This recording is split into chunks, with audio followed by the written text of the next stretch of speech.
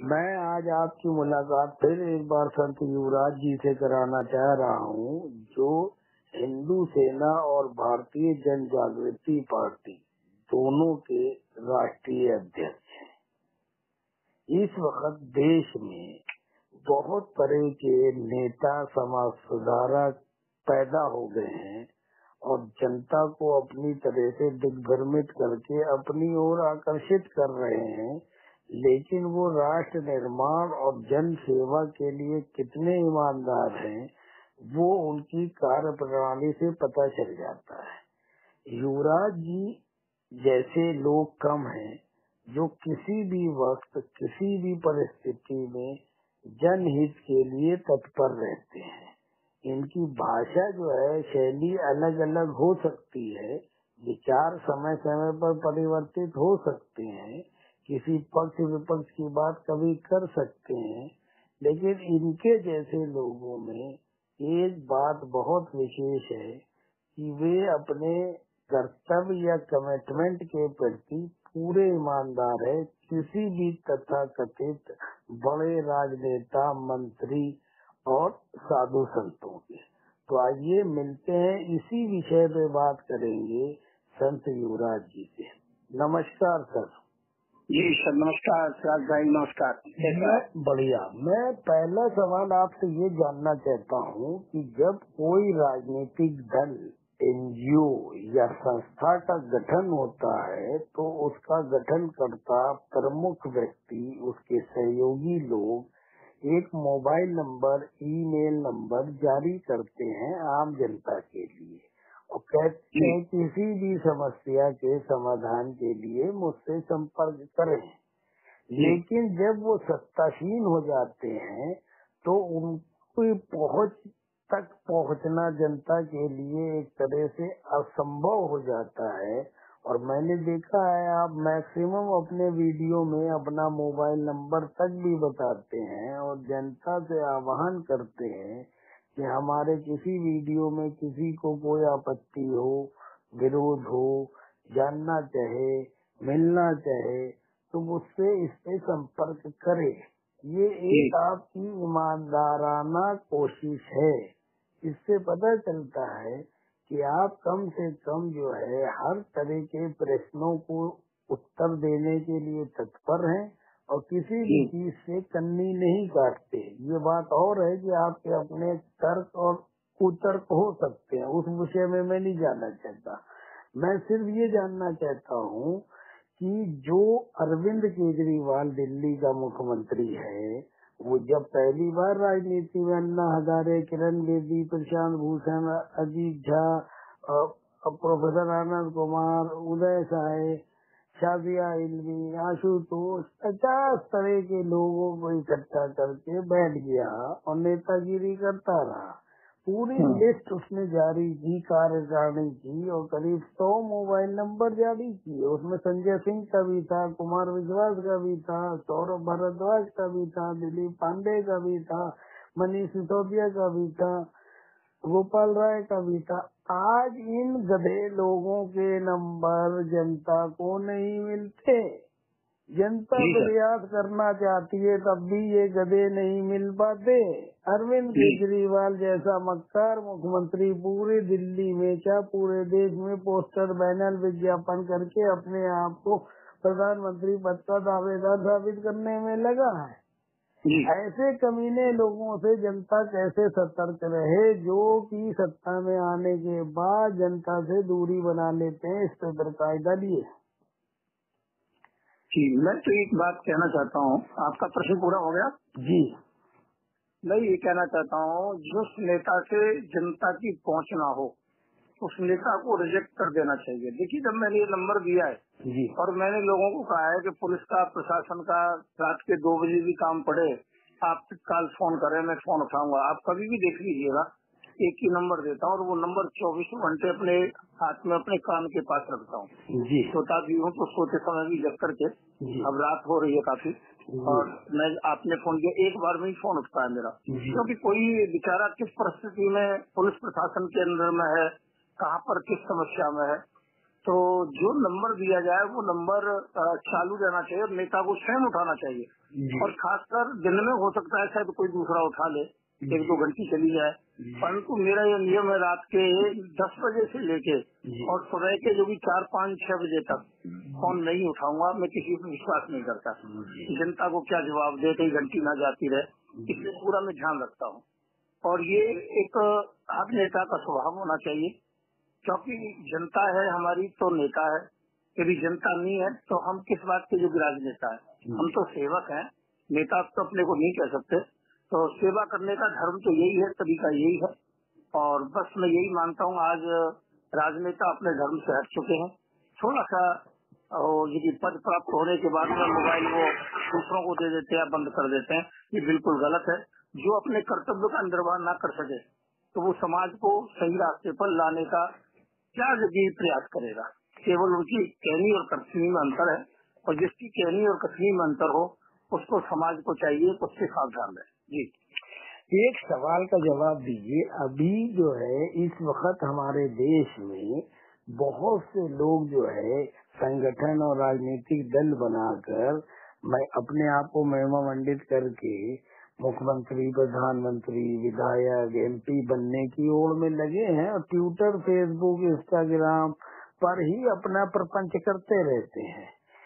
उन लोगों को जो जमीन पे नहीं उतरते हैं, जनता से सरोकार नहीं रखते हैं, उनसे जनता को कैसे सावधान रहना चाहिए? क्योंकि आप तो जमीन पे भी पूरी तरह से सक्रिय हैं। मैं ये जानना चाहता हूँ, जनता ऐसे छद्म नेताओं और समाज सेवक और संतों से कैसे बचे? जनता जब चाहे जो कर सकती है, जनता में वो ताकत है।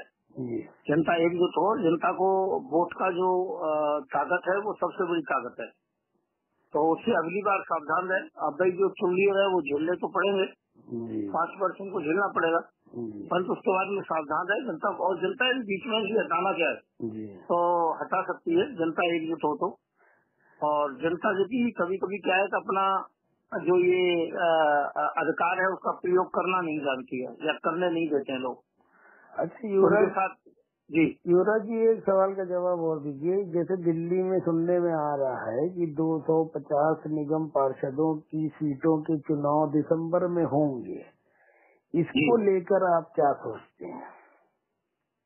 जी भैया, अब इसके अंतर्गत में यदि बीजेपी की रणनीति चल रही है अलग तरीके से, और केजरीवाल के वहाँ पर तो शराब के जो की नदियां बह रही हैं और ओए नाम के होटल जो भी चालू है, तो ये बिल्कुल घिनौनी राजनीति दोनों कर रहे हैं। और जनता को इन दोनों का बहिष्कार करना चाहिए और हमारी पार्टी को आगे लाना चाहिए, जिससे कि जनता हमारी सेवा को एक बार अवसर देगी। जनता देख सकेगी कि हम कितना ईमानदारी से कार्य कर रहे हैं। हम केवल विकास के मुद्दों पर कार्य करेंगे, समाज को रोजगार देंगे, रोजगार पर विशेष ध्यान देंगे। हम जो फ्री की राजनीति है इसको समाप्त करना चाहेंगे।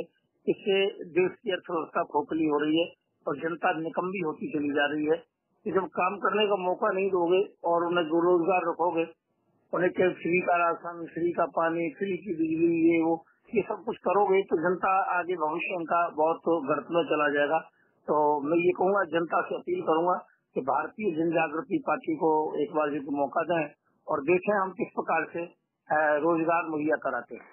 तो युवराज जी, आप दिल्ली में जो है अकेले पूरी सीटों पर चुनाव लड़ेंगे कि किसी समान विचारधारा और देश के विकास के लिए, जनता की सेवा के लिए काम करने वाली अन्य पार्टियों से गठबंधन करेंगे?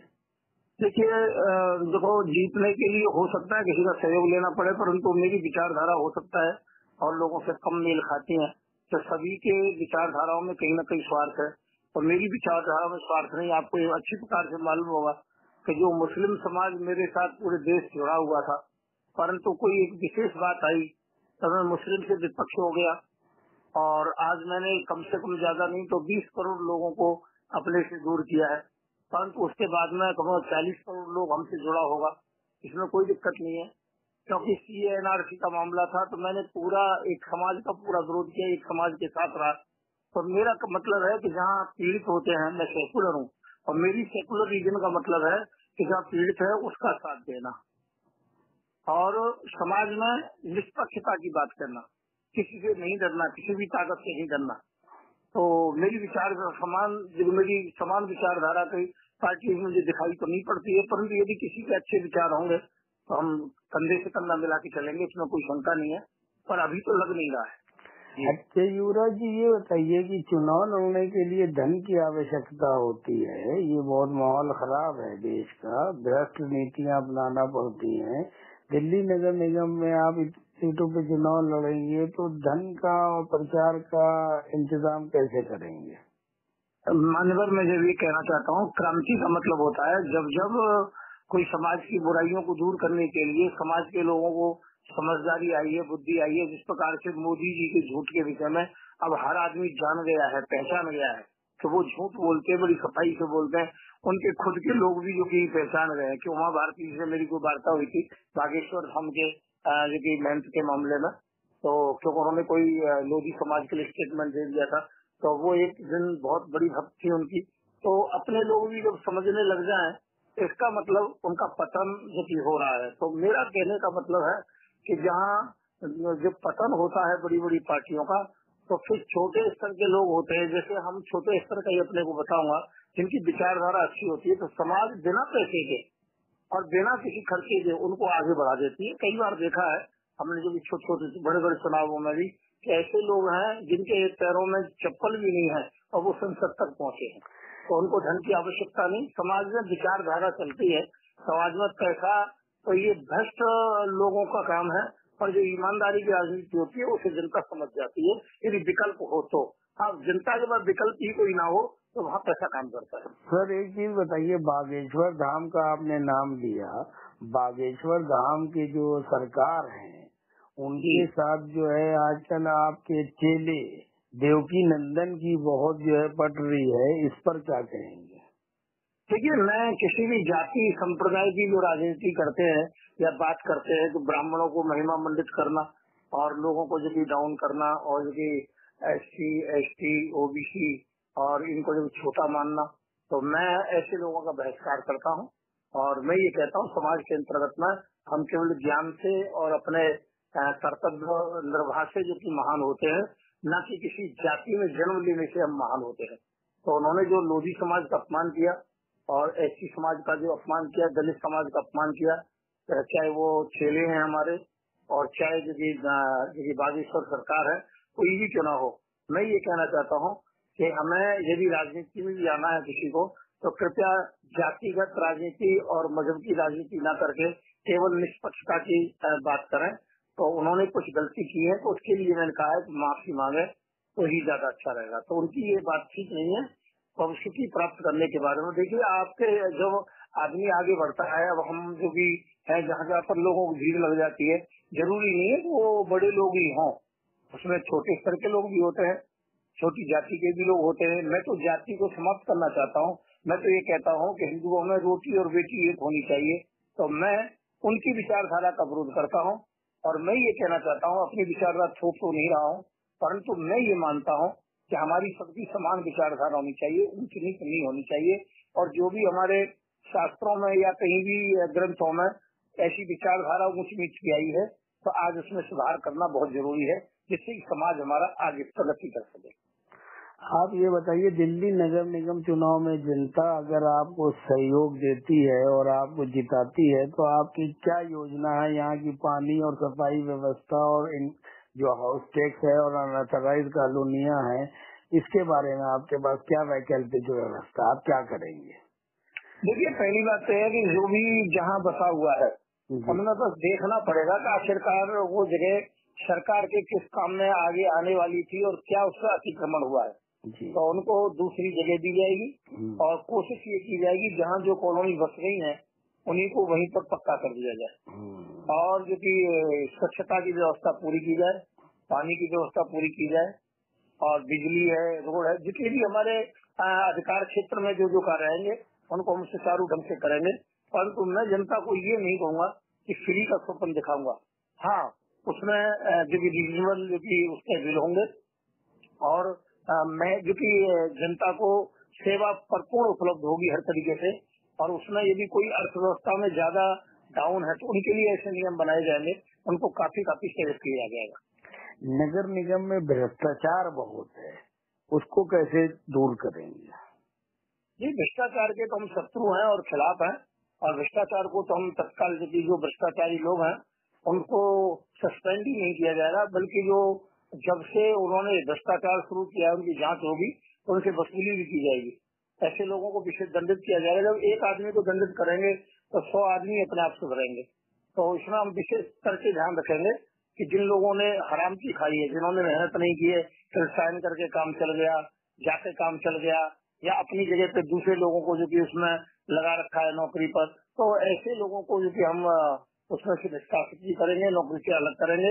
और जो एक व्यक्ति काम भी नहीं कर रहा, उसका वेतन ज्यादा है, तो उसकी जगह पे उसी वेतन में 2-3 लोगों को सेट करेंगे। हम रोजगार ज्यादा देने की कोशिश करेंगे और भ्रष्टाचार तो बिल्कुल समाप्त कर देंगे। अच्छा, भारतीय जनता पार्टी के समर्थक कहते हैं कि प्रधानमंत्री नरेंद्र मोदी जब विदेशों में जाते हैं तो बड़े होटल में नहीं रुकते हैं, बल्कि एयरपोर्ट पे लॉन्ज में बने हुए शौचालय का इस्तेमाल करके वहीं रेस्ट कर लेते हैं और धन की बचत करते हैं। वही चीज जो है मनमोहन सिंह कहते थे या उनके समर्थक कहते थे कि मैं बहुत ईमानदार हूँ। उनके मंत्रिमंडल में भ्रष्ट नेताओं की भरमार थी। वैसे ही मोदी जी के मंत्रिमंडल में ऐसे मंत्रियों की कमी नहीं है जो 5 स्टार होटल में फंक्शन करते हैं। तो इसको क्या कहेंगे आप? तो वो मोदी जी की कथनी और करनी में बहुत बड़ा अंतर है। हमारे प्रधानमंत्री हैं, माननीय हैं, सम्मानीय, मैं उनका सम्मान करता हूँ। 3 साल हम लोगों को एक साथ भिक्षावृत्ति करने का मौका मिला, परंतु मैं ये कहना चाहता हूँ कि महज एक दिखावा है, बल्कि ये सत्य है कि वो महंगे कपड़े भी पसंद करते हैं, महंगा खाना भी पसंद करते हैं। और की चले का यहाँ से जो विमान है स्टेशन जाता है, यात्री विमान में वो यात्रा नहीं करते, चलो कोई बात नहीं, सुरक्षा का कारण होगा। पर इतना है कि यहाँ से इतने पत्रकारों को ले जाने का क्या मतलब है?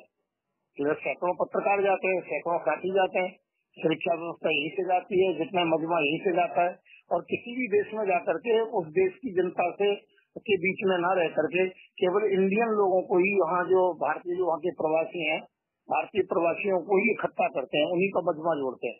तो जो अमेरिका में जाते हैं तो अमेरिकी जनता पसंद नहीं करती। आप भीड़ को देखिए, उसमें केवल जो की हमारे लोग ही होते हैं ज्यादातर। इसी प्रकार से कहीं किसी भी देश में जाते हैं तो वहाँ पर महज ये नाटक ज्यादा है, दिखावा ज्यादा है, और खर्चा अनाप शनाप किया जाता है। ये खर्चा रुकना चाहिए और देश की प्रगति पर काम करना चाहिए। ये केवल व्यर्थ में बुगुल बजाने से कोई फर्क नहीं पड़ता है। जनता हर बात को समझ चुकी है। अब डीजल और पेट्रोल जो 30-35 रुपए होना चाहिए, 100 रुपए को पार कर रहा है। जो गैस सिलेंडर जो की 250-300 रुपए का होना चाहिए, वो 1000 रुपए को पार कर रहा है। तो उन चीजों पर ध्यान देना चाहिए। पर मोदी जी केवल अपनी पॉपुलैरिटी पर ध्यान देते हैं। फोटो खिंचवाने का तरीका देखिए कि जब फोटो इनका खिंचता है तो आज भी इतना शौक है, फोटो खिंचवाते उसमें पूरा ध्यान रखता है कि उनकी आकृति कैसी है, विकृति कैसी है, पहन क्या रखा है, एक्टिविटी क्या है। तो मैं ये कहना चाहूंगा मोदी जी की इस मामले में कथनी और करनी में अंतर है। माननीय प्रधानमंत्री जी नाराज तो हो सकते हैं, परंतु कुछ बातें ऐसी हैं कि जो बातें हम पसंद नहीं करते। यदि कभी हमें मौका मिला तो आप देखिए सादगी किसे कहते हैं। जी अच्छा, ये बताइए कि आप जो है धर्म की राजनीति के विरुद्ध हैं, लेकिन आप कुछ महीनों पहले तो एक विशेष धर्म की बातें ज्यादा करते थे, अब एक दूसरे विशेष धर्म की बात कर रहे हैं, तो ये दोगलापन नहीं है? नहीं सर, मैंने आपको बताया मैं सेकुलर हूँ। समय समय की स्थिति होती है। देखिए, जिस समय मुस्लिम समाज को मैं स्पष्ट जो भी आपसे कहना चाहता हूँ, आपने स्पष्टीकरण नहीं किया। तो जब मुस्लिम समाज को सीए एनआरसी की वजह से और प्रताड़ित करने की बात की, कागज दिखाने के बहाने से मुसलमानों को परेशान करने की बात की, तो मैं अपनी छाती अड़ा करके उनके बीच में बैठा। मैंने बड़े बड़े साइन बाग लगाए, रामलीला मैदान में गया, आपने भी कई इंटरव्यू लिए, मैंने निष्पक्षता से कार्य किया। और जहाँ कन्हैयालाल की जहाँ बात आई, उसे मारने से पहले वीडियो बनाया, मारते समय वीडियो बनाया, बाद में वीडियो बनाया, और माननीय प्रधानमंत्री जी को भी अपशब्दों का प्रयोग किया। और तो उसके बाद में क्या है, फिर मेरा विचारधारा बदला कि ऐसे समाज में इस प्रकार की भी विचारधारा उत्पन्न हो सकती है। और स्टेन प्रगत में एक और बात है, जैसे ही संसद पर हमला हुआ था तो उसमें भी क्या है कि लास्ट में जब उनको फांसी दे दी गई तो ये कहा गया कि हम शर्मिंदा हैं, अफजल हम शर्मिंदा हैं और तेरे कातिल जिंदा है। तो मुस्लिम समाज में कहीं ना कहीं मुझे कोई न कोई कमी दिखाई पड़ी और कट्टरता की महत्वता दिखाई पड़ी। और जो लोग ऐसे होते हैं उनकी तरह कबूतर की तरह मुस्लिम समाज आंख क्यों बंद कर लेता है? उन्हें खुद उनका यदि विरोध करना चाहिए था। इसलिए कुछ प्रश्न लेकर के मैं मुस्लिम समाज के बीच में खड़ा हुआ हूँ और मुस्लिम समाज के प्रश्न कर रहा हूँ, जिससे कि पूरा समाज मुझसे नाराज भी है। और परंतु जो समझदार लोग हैं वो मेरी बात को समझ रहे हैं, परंतु वो इस्लाम की शरीयत कानून की वजह से डरे हुए हैं। यदि वो मेरा साथ देंगे तो शरीयत कानून का बहिष्कार करेगा। अच्छा, ये बताइए कि अब आप जो है निकट भविष्य में क्या करने वाले हैं? बस मैं ये चाहता हूँ कि भारत एक ऐसा स्वच्छ विचारधारा का देश हो, या हिंदू और मुसलमान ना हो के अच्छे शिक्षित जो लोग हों। यहाँ पर जो कुछ हिंदू और मुसलमान में थोड़ा सा अंतर है कि मुस्लिम जो भी बस्तियों में देखो तो गंदगी ज्यादा है, बच्चे ज्यादा हैं, और जो कि वहाँ पर अशिक्षा ज्यादा है और दीन की पढ़ाई ज्यादा है। वहाँ पर जो कि जब तक ये पंडित और मौलवियों की चलती रहेगी, जब तक अंधविश्वास रहेगा, हिंदू और मुसलमानों में धर्म का पसड़ा रहेगा, तब तक समाज गर्त में चला जाएगा। तो मैं सबसे पहले मौलवी और पंडितों की जो शिक्षा है, कट्टरता की, इसका विरोध करता हूँ। और मैं कहता हूँ कि हमारा हर बच्चा, हिंदू और मुसलमान से मतलब नहीं है, पढ़ा लिखा हो, और जो कि वो इस प्रकार की जो आज इंग्लिश है, कंप्यूटर है, इंजीनियर है, डॉक्टर है, IAS है, IPS है, और जो बड़ी बड़ी जो ये पढ़ाई है, चाहे उसमें नौकरी लग पाए ना लग पाए, परंतु फिर भी उसको लाभ रहता है, उसका कल्चर बदल जाता है। तो मैं इस प्रकार का कल्चर जो बनाना चाहता हूँ कि इसमें स्वच्छता का वातावरण, जहाँ धर्म को तो कोसों दूर छोड़ दिया जाए और केवल जो कि मानवता की बात की जाए।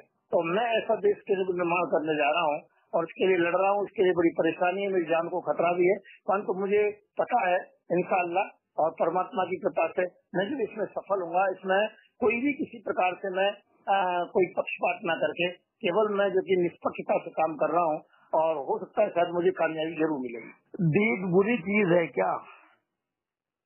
जी, दीन बुरी चीज है क्या जो इस पे प्रतिबंध लगना चाहिए?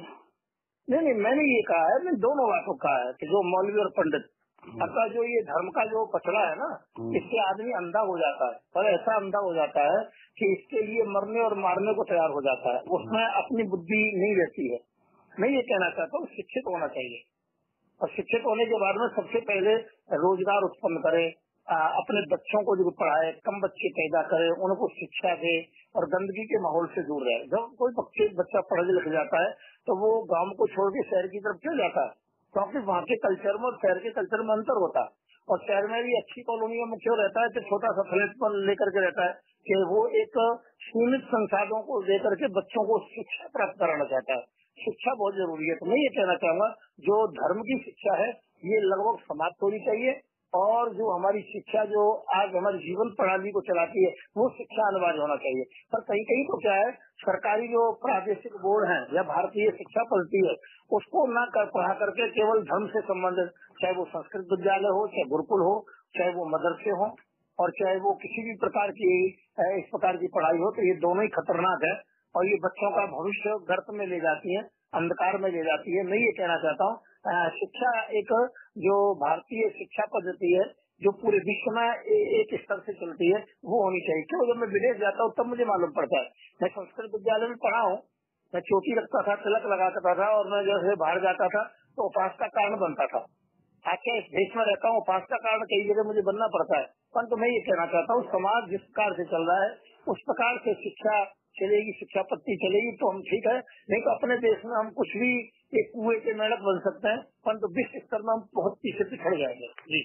अच्छा, राजनीति में आप जिस तरह की विचारधारा रखते हैं कि धर्म जात की बात नहीं होना चाहिए, सिर्फ विकास की बात होना चाहिए, मानवता की बात होना चाहिए, जनता के हितों की बात होना चाहिए, वैसे ही विचार पूर्व IPS अधिकारी अमिताभ ठाकुर भी रखते हैं और उन्होंने अधिकार सेना पार्टी बनाई है। तो क्या आप उनसे संपर्क करेंगे? हाँ बिल्कुल, हमारी ऐसे विचारधारा होगी, उनसे संपर्क करेंगे और उनसे कंधा से कंधा मिला के चलेंगे, और इसमें कोई शंका नहीं कि हमें यही विचारधारा चाहिए, इसी से हमारा देश आगे चलेगा। क्योंकि हम धर्म की राजनीति से हमारा देश काफी पिछड़ गया है, हम काफी पीछे चले गए हैं। मोदी जी धुंधली ज्यादा बजा रहे हैं, घोषणा ज्यादा कर रहे हैं, और वो सबसे बड़े घोषणा मंत्री हैं, परंतु रियल देखा जाए जब हम विदेश जाते तो हमें मालूम है हमारी क्या स्थिति है और हमें किस दृष्टि से लोग देखते हैं। अच्छा, ये बताइए कि आप जो है जो साधु संत लोग हैं, ठीक है, वो लोग राजनीतिक लाभ उठा के बड़ी बड़ी जगहें लेते हैं और आश्रम बनाते हैं, उनमें जग्गी वासुदेव और रामदेव का नाम प्रमुख है और कई संतों को तो जेल भेज दिया गया, राम रहीम, रामपाल और आसाराम, तो ऐसा क्यों? मैं ये कह रहा हूँ जो संतों को साधना करनी चाहिए, भी सीमित संसाधनों में रहना चाहिए। वो तो एक बहुत बड़ा आडंबर बना रहे हैं। इनमें अब नंबर रामदेव जी का भी आने वाला है, क्योंकि रामदेव जी भी एक बिजनेसमैन हो गए। साधु या तो साधु भेष को त्यागें या फिर व्यवसाय को त्यागें। मैं ये कहना चाहता हूँ कि ये बिल्कुल गलत है और ये संतों का बहुत बड़ा अपमान है। अरे छोटी सी कुटिया हो, विचारधारा से संतों की पूजा होती है। बहुत बड़ा आश्रम बनाना, कई आश्रम बनाना, बड़े बिजनेस चलाना, भजन करना नहीं, साधना करना नहीं, उपदेश देना नहीं, लोगों को राजनेताओं को पास में आना और बड़े बड़े जो की संसाधनों से चलना और उनकी जो हुई हर समय टीवी पे छाए रहना, तो ये एक संत के लक्षण नहीं है। ये तो संतों को बहुत बड़ा बदनाम किया है, संतों को बहुत बड़ा नुकसान हुआ है। ये संतों को बड़े आश्रम की क्या जरूरत है? तो मैं ये कहना चाहूंगा, और जो पहले आश्रम है उन्हीं से निर्वाह करना चाहिए, उनकी सुरक्षा करनी चाहिए। तो मैं ये कहना चाहूंगा जो आधुनिक जो साधु हैं और जो हाईलाइट के अंतर्गत में रहते हैं, जो क्लासिक साधु हैं, उनका विरोध करता हूँ। उससे धर्म को नुकसान हो रहा है जी। बाबा रामदेव जो है भ्रष्ट हैं। लोग कहते हैं कि वो इनकम टैक्स बचाने के लिए, सेल टैक्स बचाने के लिए अपनी संस्था को ट्रस्ट के रूप में रजिस्टर्ड कराए हैं और सरकार से मिली भगत करके करोड़ों का वारा न्यारा कर रहे हैं और भाजपा को जो है आर्थिक मदद करते हैं। इस पे क्या कहेंगे? सबसे बड़ा झूठा व्यक्ति है ये। कानिया जो है बहुत बड़ा झूठा व्यक्ति है। इसने जनता से वायदा किया था और एक माहौल बनाया था भाजपा का कि 35 रुपए का पेट्रोल लोगे या 100 रुपए का लोगे, डीजल 100 रुपए का लोगे, 35 रुपए का लोगे, 250 रुपए का सिलेंडर लोगे या 1000 रुपए का लोगे। और आज वही हो रहा है जो महंगाई का मामला। तो लोगों को जो भी गुमराह किया था, तो ऐसे गुमराह करने वाले को तो फांसी होनी चाहिए। यदि सत्ता प्रवर्तन होती है तो और जो पहले जो संत इंटेलिजेंस से विश्राम कर रहे हैं उनके यदि अपराध नहीं है तो वो तो बाहर निकाले जाएंगे। और ऐसे 2-4 संतों को, ये हैं रविशंकर हैं, कई हैं जो अपना बिजनेसमैन है और झूठ बोलते हैं जनता से, और ये बीजेपी की जो चाटुकारिता करते हैं उन लोगों को अंदर डाला जाएगा। ये बाबा रामदेव का साथी बालकृष्ण है, वो नेपाली नागरिक है और वो भी जो है आडंबर करता है और भ्रष्टाचार करता है। उसके ऊपर जो है ईडी का छापा क्यों नहीं पड़ता है? नहीं तो अब देखो मैं बता रहा हूँ, जो भाजपा की सदस्यता ले लेता है, भाजपा की जो प्रशंसा करने लग जाता है, वो तो गंगा स्नान हो गया। उसे ईडी वगैरह कोई कुछ नहीं करेगी, वो तो बड़ा ईमानदार हो गया। तो मैं ये कहना चाहूँगा, और मैं कभी चाटुकारिता करता नहीं किसी की। आपको पता है, लोग ये समझते हैं कि मैं बीजेपी के द्वारा हूँ या बीजेपी ये करती है, तो ये लोगों की भ्रांति है। मैं आज भी जो विरोध कर रहा हूँ उनका, महंगाई का जो भी मैं विरोध कर रहा हूँ। तो मैं ये कहना चाहूंगा, ये बालकृष्ण दास है, ये तो बेचारा, इसका कोई अस्तित्व नहीं है और इसको तो केवल मोहरा बना रखा है। रामदेव चाह रहा है कि यदि कभी जाएंगे तो बालकृष्ण दास आएगा, पर मैं बालकृष्ण दास को अंदर नहीं लूंगा। जब भी करवाऊंगा तो रामदेव को ही अंदर कराऊंगा। अच्छा, आपकी उपस्थिति में डॉक्टर मीरा ने जो है आरोप लगाया था कि रामदेव ने उसका शोषण किया और हाईकोर्ट के जजों ने उसके विरुद्ध में सरकार के दबाव में फैसला किया। वो आपसे सहायता मांगने आई थी, आपने उसकी सहायता क्यों नहीं की?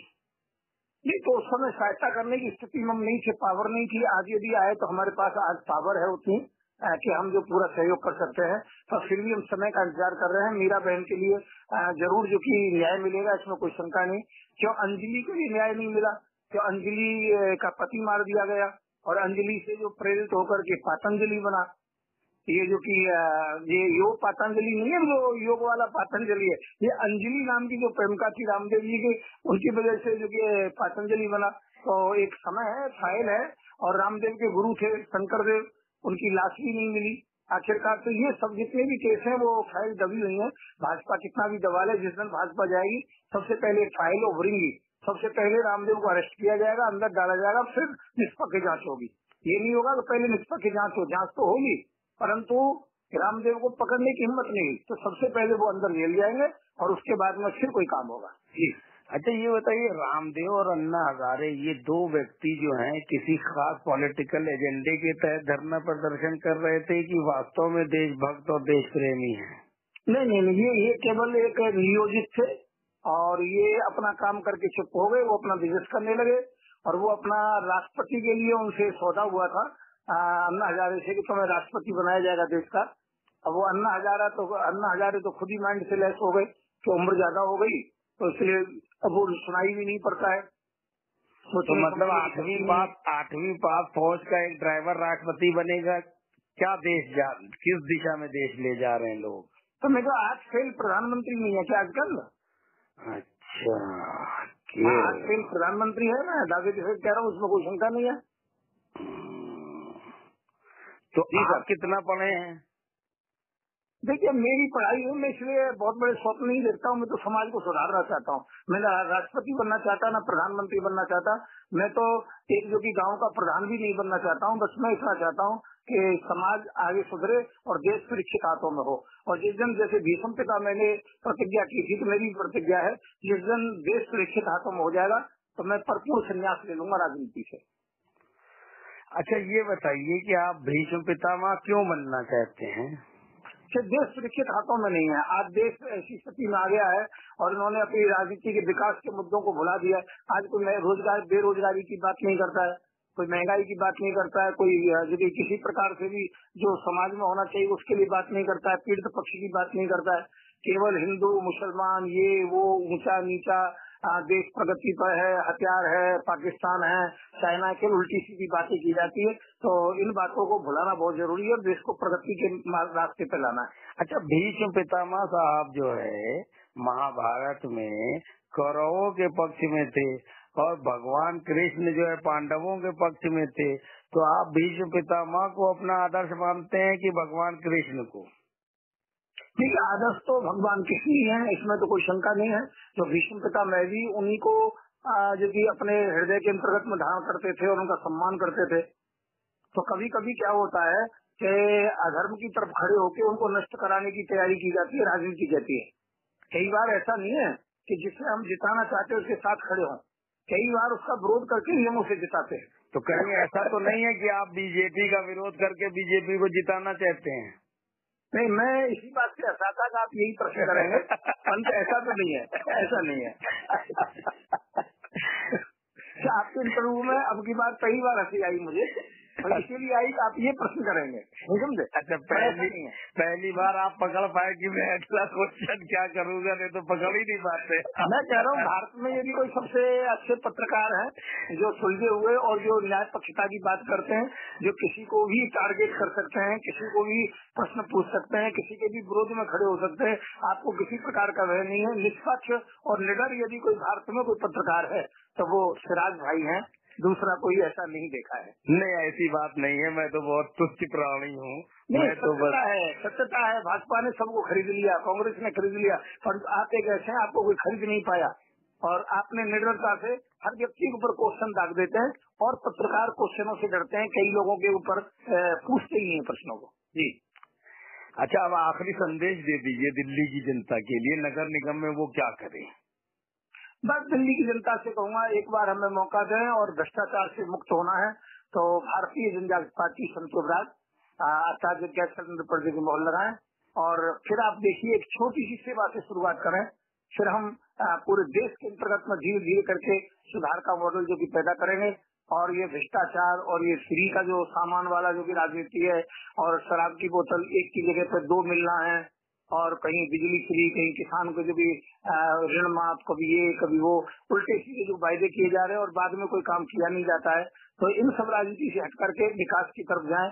मैं ये वायदा करता हूँ कि जहाँ जहाँ हमारी सरकार छोटी से बड़ी बनेगी, चाहे हम चाहे निगम में आए, चाहे हम प्रदेश में आए, चाहे हम केंद्र में आए, जहाँ जहाँ आएंगे, जहाँ जहाँ तक हमारे अधिकार होंगे, वहाँ पर कोई भी बेरोजगार नहीं रहेगा। हर तरीके से किसी न किसी तरीके से हम रोजगार उत्पन्न करेंगे। धन्यवाद। धन्यवाद। नमस्कार।